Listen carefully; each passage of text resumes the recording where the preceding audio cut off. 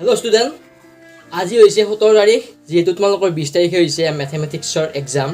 so এইকেইদিন তোমালোকে কেনেদৰে ম্যাথমেটিক্স পঢ়িবা তো তাৰ ওপৰত মই কথা ক'বলৈ ওলাইছো তোমালোকে এইকেইদিন কি কৰা 17 18 19 এইকেইদিন তোমালোকে যিমান পাৰা অতি সোনকালে তোমালোকৰ যিখন ম্যাথমেটিক্সৰ কিতাপ তোমালোকে এবাৰ ৰিভিজন দিয়া কাৰণ তোমালোকে ৰিভিজন দিবই লাগিব যেহেতু এইকেইদিন তোমালোকৰ কি হৈ গ'ল এটা গেপ পৰি গ'ল বাকি এক্সামবোৰৰ কাৰণে তোমালোকে ম্যাথমেটিক্স যেহেতু পঢ়িব টাইম পোৱা নাই বা পঢ়া নাই সো তোমালোকে কি কৰিব লাগিব এইকেইদিন তোমালোকে টেষ্ট পেপাৰ অলৰেডি তোমালোকে চালা মানে কুৱেশ্যন বেংকো চালা অৰ্থাৎ তোমালোকে বিভিন্ন ধৰণে প্ৰিপাৰেশ্যন চলালা এতিয়া তোমালোকৰ কাম হ'ব প্ৰথমৰ পৰা লাষ্টলৈ যিখন ম্যাথমেটিক্সৰ কিতাপ এবাৰ ভালদৰে ৰিভিজন দিয়া মেইনলি তাত তোমালোকৰ ফৰ্মুলাসমূহ চাবলৈ কিন্তু একেবাৰে নাপাহৰিবা কাৰণ তোমালোকৰ এনেকুৱা হ'ব পৰীক্ষাত তুমি কুৱেশ্যনটো জানা কিন্তু ফৰ্মুলা তোমালোকে পাহৰি গ'লা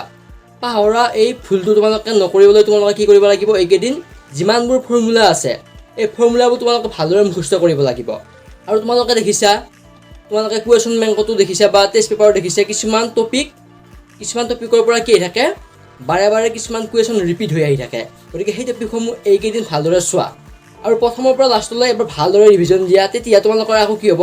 যিবোৰ পঢ়িলা সেই বস্তুবোৰ তোমালোকৰ মাইণ্ডত আহি যাব যেহেতু এটা ডাঙৰ গেপ পৰি গ'ল এইকেইদিন বাকী বিষয়সমূহ পঢ়িলা বাকী এক্সামবোৰ দিলা